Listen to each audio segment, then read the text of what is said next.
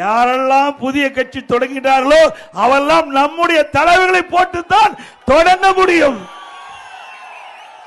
அப்படி நம்முடைய தலைவர்கள் உழைத்த உழைப்பு, மக்களுக்கு செய்த சேவை, நாட்டிற்கு போட்ட திட்டங்கள், அதனால் மக்கள் பெற்ற நன்மைகள், அதனால் இன்றைய தினமும் மக்கள் மனதிலே வாழ்ந்து கொண்டிருக்கின்ற ஒப்பற்ற தலைவர்கள் தொடங்கப்பட்டு கட்சி அதிமுக கட்சி.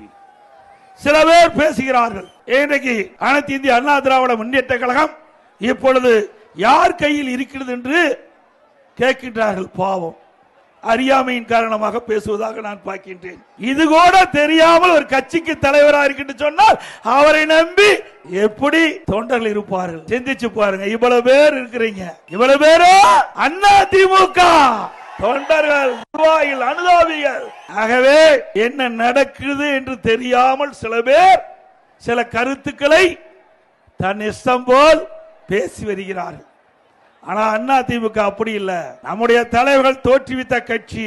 ஏழைகள், ஒடுக்கப்பட்டவர்கள், நசுக்கப்பட்டவர்கள், தாழ்த்தப்பட்ட மக்கள், அவர்களுக்காக எண்ணற்ற திட்டங்களை தீட்டி நடைமுறைப்படுத்தி அதன் மூலமாக ஏற்றம் பெற்ற கட்சி அண்ணா திமுக கட்சி.